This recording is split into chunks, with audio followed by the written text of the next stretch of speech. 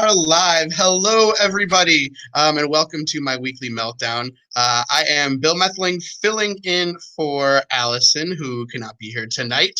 I was unfortunately available to help out again, and always love to just talk about my favorite game, which is Sequester. So happy to be back and sharing some thoughts about this crazy new episode with you.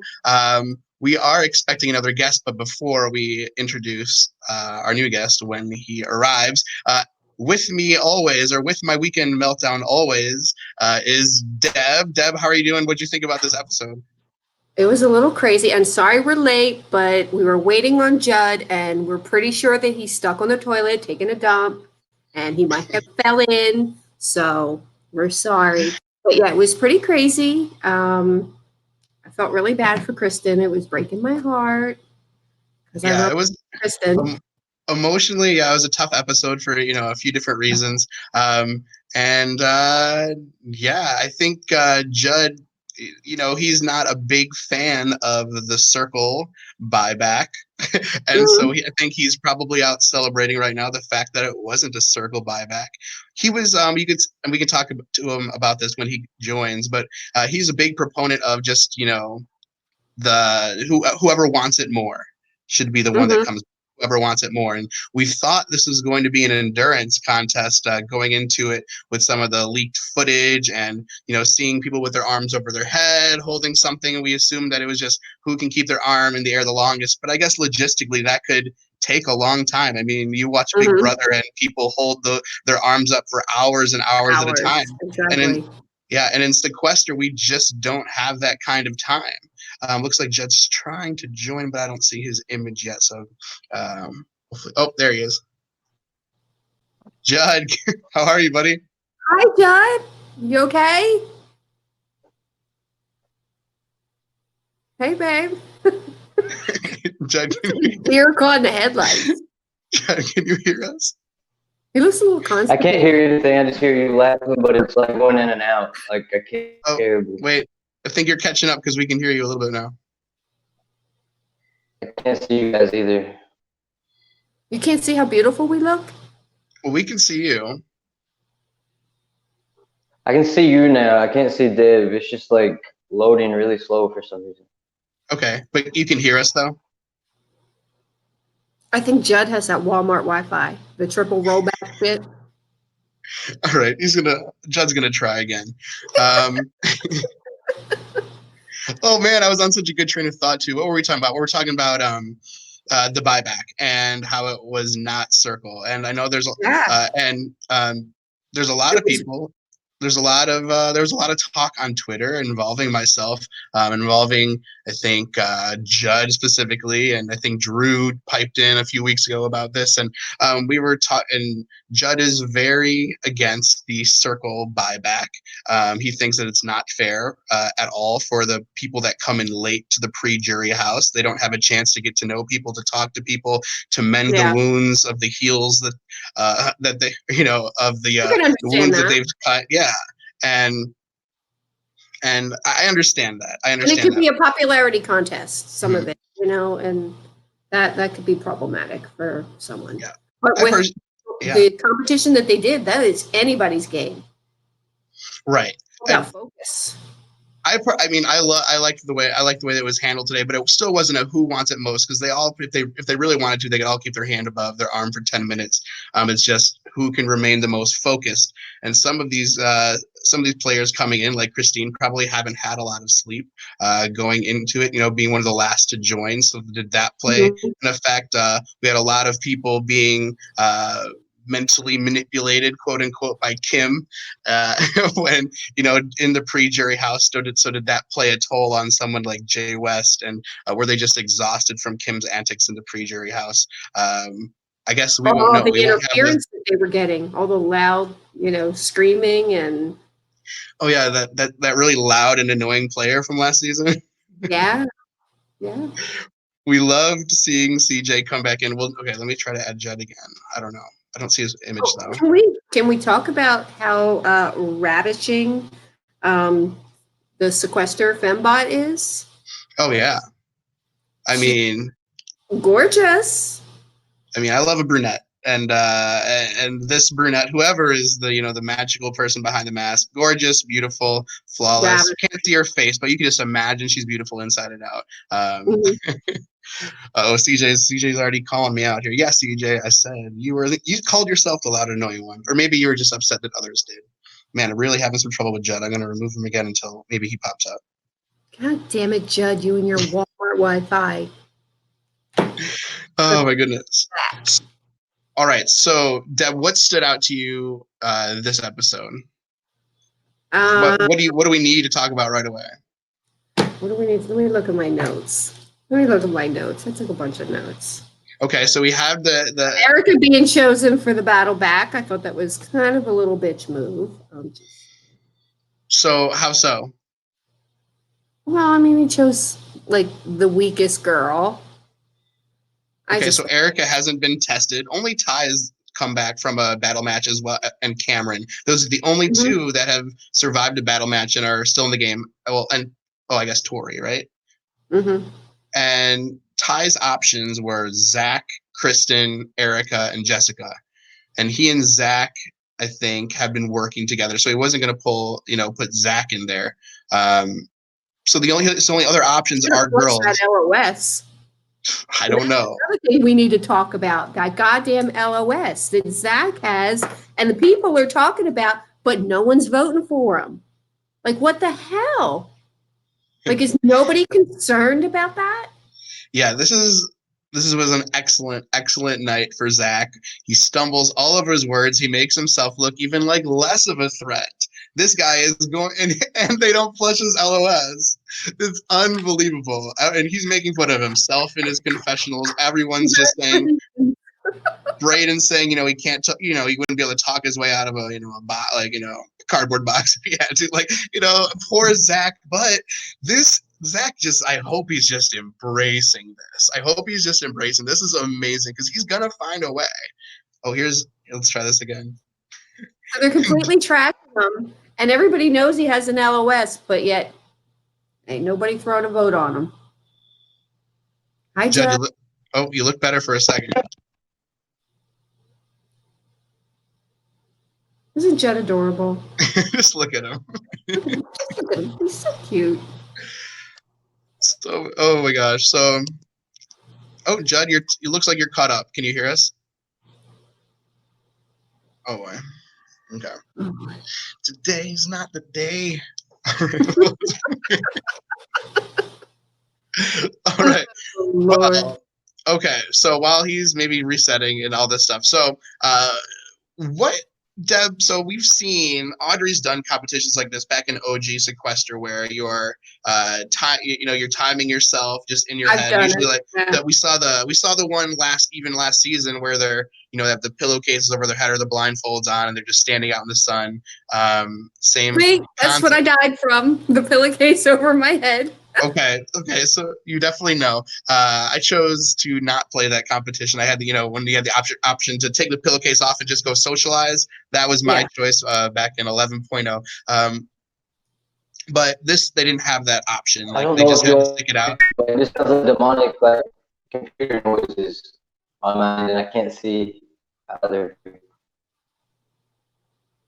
It's all right, Judd. It's all right, Judd. We're gonna just remove you, and hopefully you can try again. I don't know what the deal is. Maybe I couldn't tell you. I couldn't tell you. I don't know what the issue is. Oh man, this is tough. All right, so where were we at? Because now I've lost my place again. Yeah. What were we talking about? Okay, so what would you do if you had a competition like this where you have to keep time? What is your strategy in a game like this where you're just keeping time? Are you simply counting or what? Yes, but I'm really going into my own head. I'm not paying attention to anything or anybody, and you just get into your own head and you count and you don't let anything disturb you. Hmm. Yeah, I've done a couple competitions like this and some org games and things like that, and have always found it very helpful to have a song that I already know going into, so future Sequester players and org players have a song timed out in your head to a certain point that, lasts about a minute. I sing along to the first verse and chorus of Gangster's Paradise. It's just about a minute long, and I've had very good success with it. So go out there, Sequester fans, future live game players, and time a minute out. Just time it out. So just time the rhythm and the beat. Just keep on singing that song over and over again. Yeah, you just Time. count yourself doing it 10 times or whatever. Yeah, I think it was 10 times tonight. But Yeah. oftentimes in these org games they go a lot longer, so it's hard to stay focused. But congratulations to, we kind of left this hanging here, but Cameron is back in the game. What do you think about Cameron re-entering? Is this a good thing for her or for the game? Definitely putting a target on her. Huge target. Huge. Yeah, and she was fortunately given immunity, just like Hamza was last season. She couldn't be voted in, and Hamza was free and from getting battled as well. I don't know if we were told if that was the exact same safety that Cameron had, but she's safe. She's back in. The Cameron Olsen family is back alive in the Sequester community. We can all breathe a sigh of relief. They have plans. They are lovely. They have plans now for next Sunday.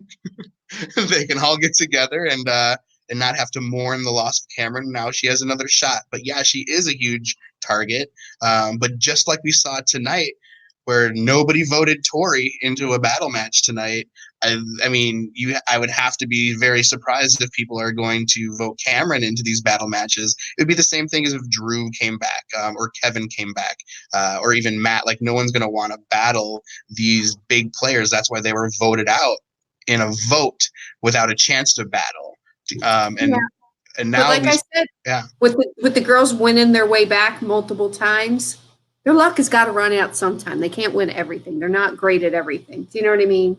So you have to play the odds. Yeah, and I think they were really lucky to get rid of someone like, Kristen, like someone that if a mental comp comes up, she's going to wipe the floor with them, and now they don't have to worry about that brain in the game anymore. They don't have to worry about brain in the game anymore. So I think I think some players are very happy with who we lost today. Yeah, but I think at this point of the game is when all the like physically weaker players get voted out, or or lose to a battle. Yeah, I think the trend that we're seeing is get the big threats out with the potential vote, and then you're gonna lose a couple middling players in these battles, and then when you get to jury, then you start to try to pick off the weaker players. Yeah. Look at Judd with that Wi-Fi. He's moving. He's moving. Can we hear him? Can he speak? Yeah, I can hear and see you guys now. I don't know what was going on, but it was just like I could only hear like one word every like 15 words, and it was just like really disoriented, and I couldn't see you all. Creepy.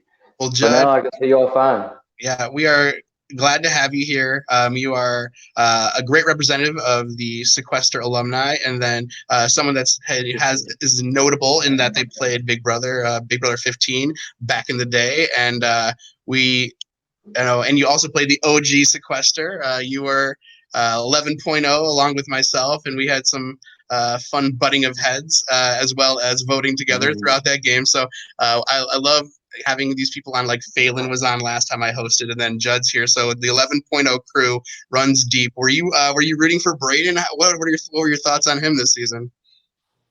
Well, see, just initially when I knew he was going to be on there, I wanted to root for him. See, like, I never really worked with him in our online Sequester, but like I liked him after that. You know what I'm saying? So like, I wanted to root for him, but I didn't want to like unfairly root for him and be biased. I wanted to just go into this with a fresh mind, and so I was kind of just like in the middle. So I don't know, like it was just like in the middle with him. Like I didn't root against him, but I didn't root for him.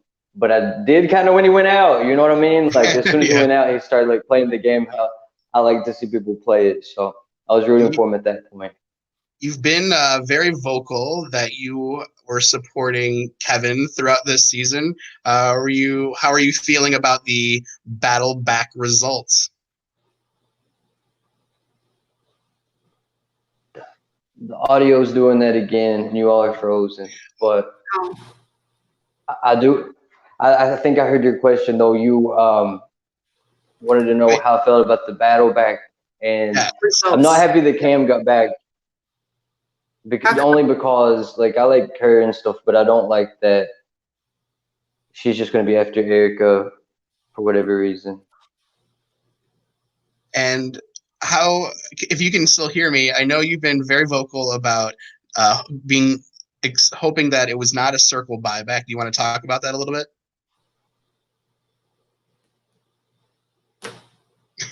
Maybe not. Oh no, Maybe not.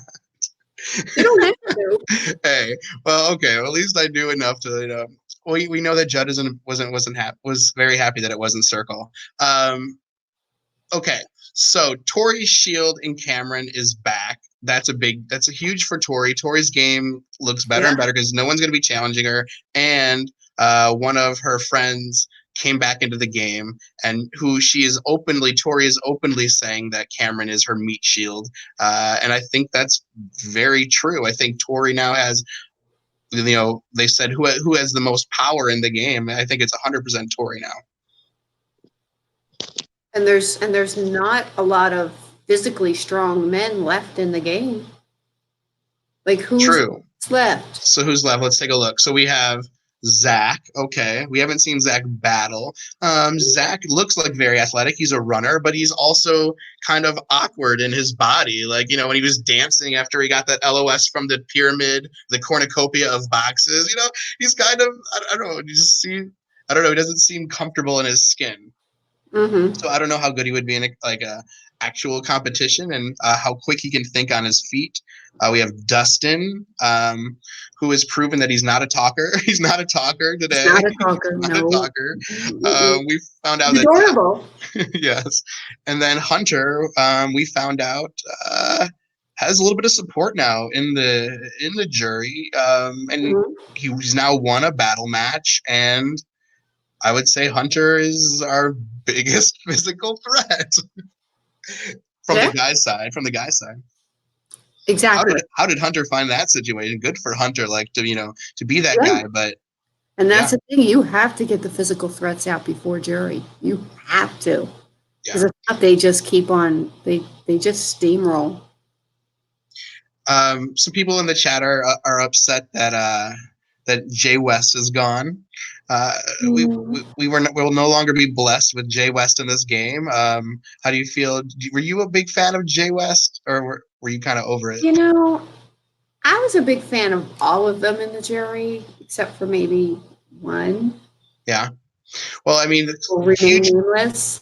huge gaggle of characters in the pre-jury house. Just, I mean, from top to bottom, every single one of those people was a riot in their own way, I'm whether telling you, good, bad, or dirty. characters Yeah. are just amazing.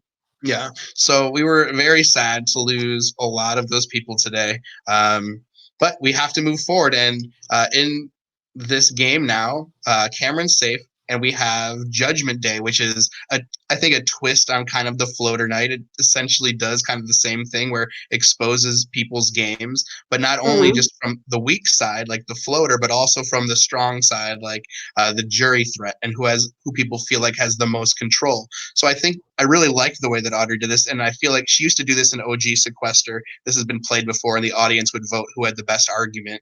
So this has been done before, where there's been like the lawyers and the two teams, and in the past it used to be like past alumni would vote on the winner or something like that. And in this game we have our pre-jury dressed up in like eyes wide shut robes and Mhm. masks, and it was, I was it was, kind of surprised when Erica was speaking. She was just like giving up all her alliance. And I'm like, girl, you're like naming names. Mm-mm. Deb, how did you feel about She isn't alliance anymore. how did you feel about the people that were getting called out? So for biggest floater, the nominees were Zach and Erica. Did you feel that was fair? Yeah. Right. I mean, Kristen calls out Erica for being Erica a was floater because she goes with the power. And I think that's a fair assessment. it is. It was Um, totally fair. and Zach, I think most could say that he's not the floater; he's a coaster, and he's Absolutely. skating by without having really to go back and forth between power. He's just kind of there, and good on him. I mean, he's playing the perfect game for who Zach is. I think like this is perfect for him, and he has this LOS that people refuse to flush out. He's doing so well. He's going to be in the final four. It's amazing. It is amazing. It's like he's invisible. It's unbelievable. It's really unbelievable. I'm wondering if in the next 3 episodes he just comes out as this massive character that I think is Audrey just going to surprise us, or is this all just like, and he's Come out as dragged a it, and he's complete dragged it through. asshole the next episode.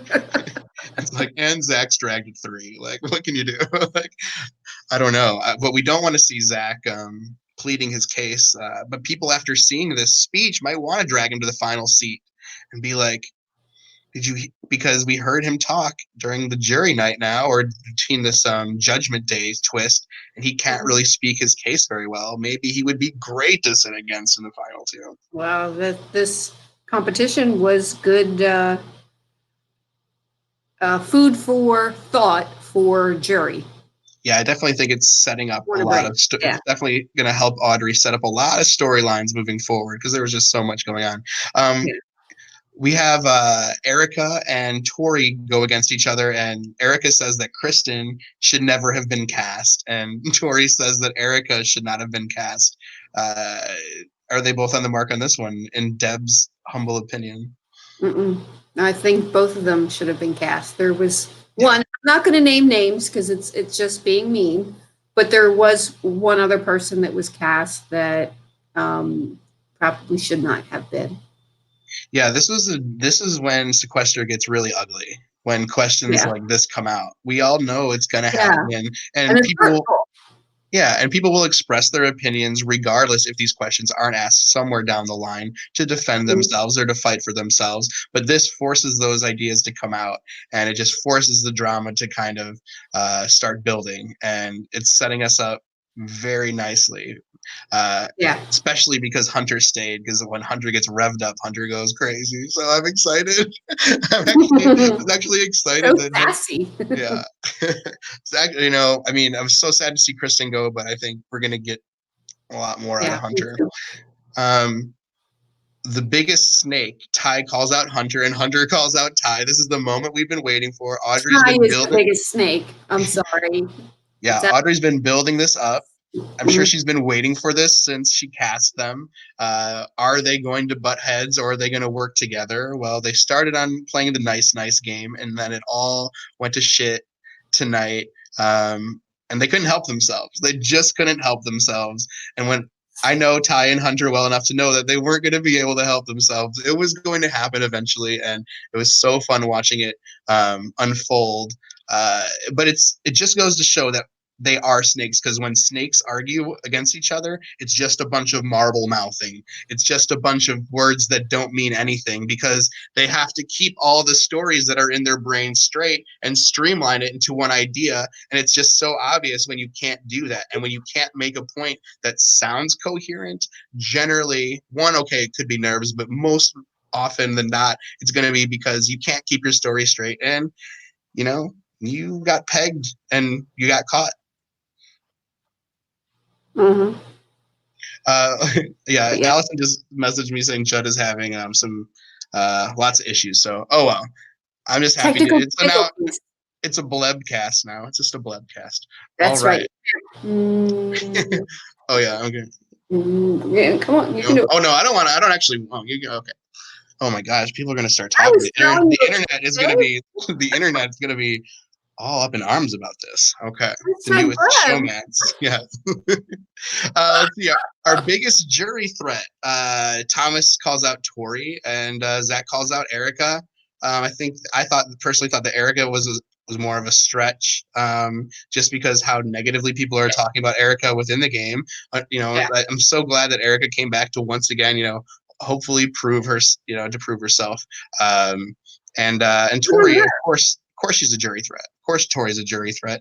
And I mean, we've got to be thinking Tori is odds-on favorite for a winner right now, right? Like now that Drew didn't come back, and Braden didn't come back, Tori, it just feels like she has this upward trajectory, and nobody called her out for this first battle. I think that's just going to be the way things go from here on out. Yeah, but like I said, your luck has to run out sometime. You can't win them all. Exactly. People want to know in the chat, like, why the heck would Ty out the secret? Why did they out the secret that they knew each other? What was the purpose? And I thought, yeah, it was pointless because they both had the same You're throwing argument. yourself under the bus. Yeah, exactly. 100%. Just roll right under that bus. Yeah. And yeah, just be first to come out with that information. If that information is going to come out, you better come out with it first, and it better mean something. It just didn't mean anything in this case. There was no point. There's no point to it.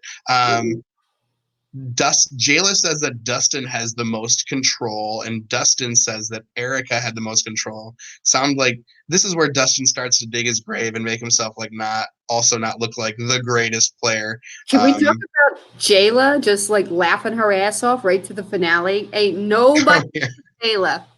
So who has control?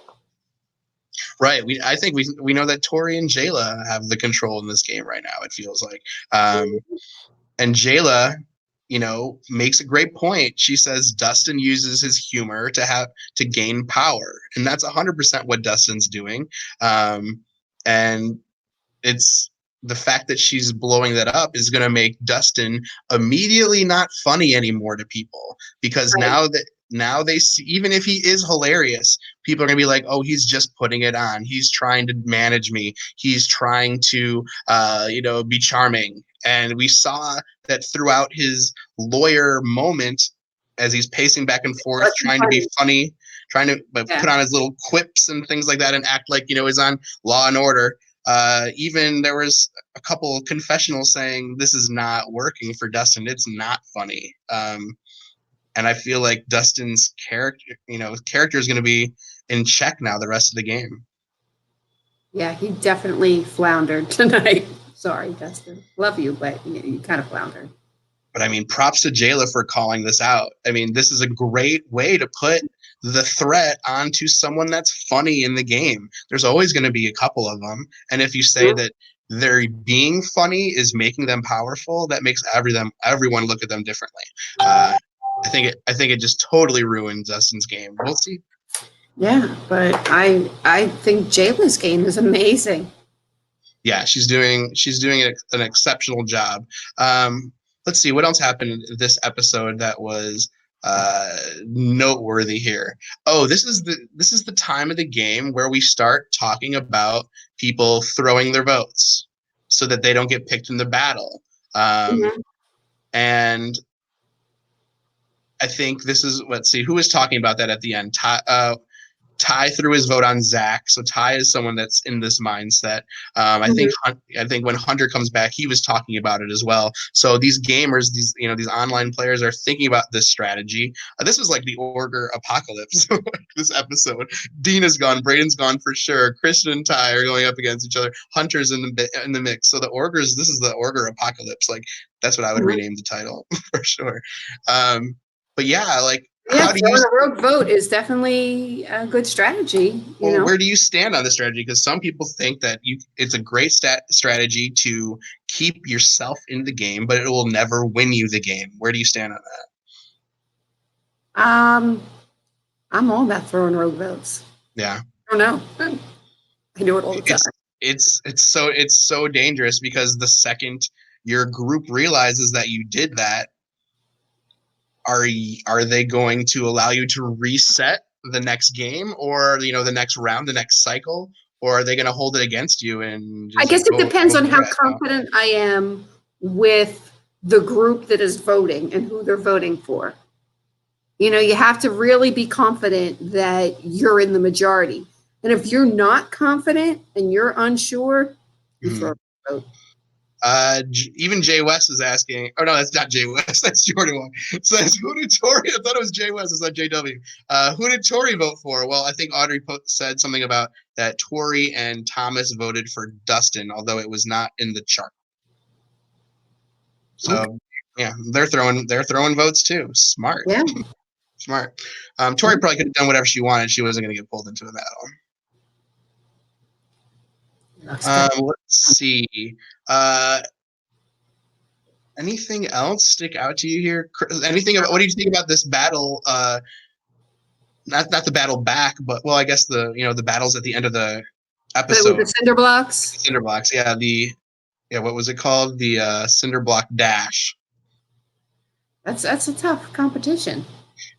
Yeah, for keeping your balance. Yeah. For a shorter, bigger guy like me, this challenge would have just messed me up. I would have been like losing my balance and like flipping over those cinder blocks the way you saw Ty do. Like this would not be a challenge for me. I love like beer pong and throwing ping pong balls and think I'm pretty good like in ping pong ball competitions, but the cinder block thing would have been the end to my game, I think. And the thing is that Erica went for the third cinder block. Wow, and she got the LOS. And oh, did she get the LOS? Yeah, I think she got it. Yeah, girl. Yeah, so she was that far ahead. So Erica's coming in strong, and nobody knows that she has the LOS. Please, Erica, don't tell anybody you have the LOS. Don't tell anybody. Save that information for yourself. Yeah. Don't even think like you're going to use it to try to pull somebody in, as an act of trust or anything like that. No, this you got on your own. You got away from everybody. Please, please keep it a secret. Yeah, I don't know. She might be getting desperate because she already, named her alliance, which of course she doesn't have anymore now because they're not going to want to work with her. Yeah. So she might be getting desperate and might have to use it for like prison cigarettes, little collateral. Well, she's very lucky in that Hunter is the other person coming back. So Hunter knows that there was an LOS potentially out there. So and luckily it was his ally and Erica, at least they were at the beginning of the game, who also played the same competition and is returning. So if she does share it with anyone, it would probably be Hunter, and maybe they can use that to their advantage. We shall see. We shall see. Let's see. I wonder if there's another LOS in the house since one was used. So we currently have 2 in play. We have the one that Zach still has, and now we have Erica with a new LOS. But then the one that Dustin used in the house, because how many are there? Because the one that was just won tonight was won in a competition, and is there a difference between ones that are found in the house and the ones that are won in competition? Yeah, I don't know what if there is like a set rotation. I don't know 100% either way. I know, like in Survivor, like if you win an immunity in a competition and then you use it, it doesn't go back out again. But if you find one out in the, in the trees or whatever, and you use it, it goes right out again. Yeah, so we'll see. Maybe there's one floating around now that, the new floater night is over. Let's see. Justin's mom says that Kristen trying to move a block. Wait, hold on. She said something about. She was standing. She was trying to move it while someone said. Yeah, someone said that they love that Kristen kept up, close enough to Hunter to prevent him from getting his own LOS. So yeah, props to Kristen. She did a great job for what she had, for what she was working with. She said with her body type and just strength in general. This was a tough one. It was a tough one, but she kept up, and I know she was proud of herself at the end that she had gotten 2 balls in and prevented Hunter from getting the LOS. So props to Kristen. It's sad to see you go, and Hunter I feel was like so sweet to her at the end. Oh yeah, he was great. I like the kiss on the forehead. It seemed like a little bit much, but these people. Let me tell you something. That is jury management. Oh yeah, I get it. Oh gosh, someone else is doing some great. I think it was excellent jury management. A kiss on the head. I'm so sorry. Hug. consoling her, making her feel better. Excellent jury management. Someone, I can't remember who it was. It was like maybe Zach or somebody said something, directed Thomas. As Thomas is saying that Tori is the biggest jury threat, Thomas like takes a moment to turn to Drew, who's sitting there with the red mask on, and apologize to Drew for the way things went down the last round. I was shocked that this was allowed, because he's like essentially like pleading his case. It just seemed like he was doing something that he shouldn't have been doing. This was not the time to be apologizing to Drew, and it just looked like he was trying to win Drew's jury vote over and be like, still think about me in the end. And I don't know. I wasn't a particular big fan of that move. I don't think it should have been allowed, because it didn't have anything to do necessarily with his case that he was making for Tori or against Erica. So yeah, that was a little weird for me. What else? This competition, I mean, as much as I love Sequester, like the battle back with the first 10 didn't play very well. I mean, it was very short. We just saw CJ run in, and that was hilarious and great. I would have loved to see more people annoying the players and trying to get them off guard.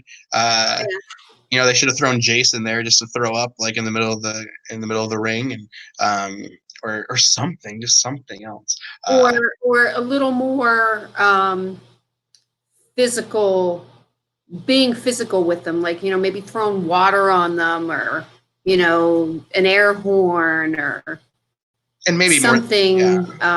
Maybe more was done that we just really didn't throw them off. see. Besides screaming, yeah. But all of a sudden, it was just kind of over, and we didn't really get to see people's like strategies on what they were thinking as they were doing it. We couldn't see when people were dropping or hitting their timer. We just didn't know, and then we just got the reveal, like, oh, I'm in third place, like was Mary Payton. I thought it should have gotten a lot physical, maybe like cracking eggs on their head. I mean, that really messes you up. Sure. And I would have loved to see, like, people are asking for like receipts. We want to see the voting chart, which we're seeing, but I would have loved to see like the times, like what were the times, how far over. I would have loved just to have a confessional of Braden going through his thought process and how he was keeping track of the time. Like, this is the last moment, we're going to get a Braden. At least I want to know like what he was doing, what he was thinking. If he was trying to, crack or break the game, like you said, he could do with any game at the beginning of the season. If he had a chance to compete, he'd find a way to break it and win the game. So I want to know, like, what was his plan going into that? That would have been nice to see. And how close did he get? Yeah, it just felt like it was us all over so quickly. Like, did Braden go over like 2 seconds, or did where was Dina in the Dina got second, right? Dina got second. Yeah. I don't know. I just felt like I just wanted more information with Circle. It was just, you've watched every elimination. You saw how it, it got, there's a little bit more suspense there. I love that it, I think, and to make Judd's point, like, yeah, it is a little unfair to let people come in late and then have to go into Circle, but it just played better than this competition. Yeah. We just kind of missed a little bit in the competition, so. Yeah, I liked it though. I liked that it was not, I was secretly hoping that it was Circle, but I'm happy that it was different, because now it gives her options for future seasons. She could go back to one or the other, and current castmates just can't rely on the fact that it's going to be Circle, because then they could do those pre-jury, relationship buildings like DJ and Hannah and Hamza and Kilby kind of did in season 2. Yeah. I definitely think it's a good idea to not have the same competitions, and to really wait before you bring that back. Yeah. Because then they are expecting it and are preparing for it, and that's not Sequester. That's just not what Sequester is about. Like, you can never prepare for anything, and you shouldn't be able to. Yeah. With the way things are set now, we have our final, gosh, what do we have now? So 11, 10, 9, because 2 people went out. One came back Cam came back to make it 11, and then we lost 2, so now we're at the final 9. That we have we had our makeshift floater night. Or do you think we're gonna have a date night here? I guess it wouldn't be next episode, but it might be the following Maybe. at 8. Do you think date night's coming back? I mean, it has to. It played so well. That's the one thing that people remember besides Circle. So I hope. And then the ping pong balls one. I'm glad that one came back because that was just so that was perfect for Jesse and Hamza, and then we got to see it last week as well with Tori and Cam. That was the perfect players for that game. They made it very entertaining. What do you think about this Zach and Thomas? Are they going to go to the end? Zach and Thomas here? No? No, that's not a tight union. Yeah, I don't know. But then we saw this group of 4, this Tori, Cam, Thomas, and Zach as well. So Thomas and Zach are dipping around a little bit. Are they safe? Are they just gonna float? Are they just going to the end here? I think they're gonna coast to the end. I mean, Deb, if you were playing right now and you stuck into jury somehow, who would you want to battle of those left? We got Zach, we've got Erica, Jessica, Jayla, Cameron, Tori, Thomas, Dustin, Hunter. Who is Deb going for? It really doesn't matter. Does it matter? I think this season it matters because they've been generally physical. Hallelujah for not playing this season. That's how I feel. I don't know. I mean, I can get a little physical. I mean, you know. Who would you gun for? What would I gun for? Deb, you've been voted out unanimously. Everyone is standing up. You can pick anyone you want. You're picking Jayla? I pick Jayla, yeah. I wonder how Jayla will do when she's under pressure, when it's like live or die. Yeah. Who knows? That would be fun to see. Will she get a little discombobulated per chance? I never know. Yeah, but I think I might pick Jayla. Because you don't even know. Yeah. I think I would want to play against Dustin. I think he is someone that could get confused in the middle of a game, a little unfocused maybe. Maybe not taking it as seriously. He's a little gangly, so maybe I don't know. Awkward. Yeah. So I think I would challenge Dustin. I like that. I would never challenge Tori or Cameron ever. So if these people let Tori and Cameron just get to the end, then I mean, good on them. Like I would probably not be the person trying to get either of them out either. Oh, that's tough. That's tough, especially because they made like that final 2 thing right before they had to battle each other when Erica tried to get in with the 2 of them. So I think they're locked. I think they're tight. So we'll see. Yeah, I think they are. I definitely think they are. So that's definitely going to be a tough one to get past. And one last thing, Jessica. We haven't really talked about her much, and I think that's great for Jessica. Yeah. Gosh, watch Jessica. Yeah, super quiet. Jessica, Zach, Dustin, and like who's gonna sneak in there? I don't know. Tori. Maybe that's our final 4. I don't know. That's what I'm looking at. And just by no one's coming for those boys. No one's coming for those girls. I don't know. Well, they got to start. I'm excited. There's so much to happen. There's so much that's still left to happen. Oh my gosh. Let's see. Is the chat saying anything that we want to bring up here? Let's see here. Good. I'm glad Judd's participating in the chat here. Let's see. Hey, is Judd saying that I need to be more logical and fair? That's probably true. I'm trying to be very fair. What's this say? Kristen and Ty were perfect outs. Kristen cried too much and was a floater. Ty, huge floater and snake. Perfect timing for them to lose the game, in my opinion. Yeah, it was either put up or shut up. That's what I worry about, like playing Sequester at some point, or any of these games, and getting too emotionally invested. Kristen calls it passion. I would call it passion as well. And it's very clear that people in games that aren't like that really dislike when people get emotional. It rubs them the wrong way. It's like, oh, now I have to, quote unquote, deal with this. And and if you're as passionate as Kristen is with these types of games, like, it's hard not to lose your cool and not to be emotional. And she held it together. You look at Ashley from last season, someone that's very passionate about these games, but is also wears her emotions on her sleeve. Mhm. And she, she had to dig herself out of that hole that very first night, or that when she got the red vest to start the cycle 1 of season 2. And if you can overcome your emotions like she did for as far as we could tell, the major point of the game, she got really deep.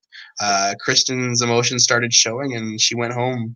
Yeah, And way too much. I mean, that's because what when I go happens. into a game, I always remind myself that I didn't pay any money to play this game, and I'm not losing $1 million, and Yeah. I go in zero fucks given.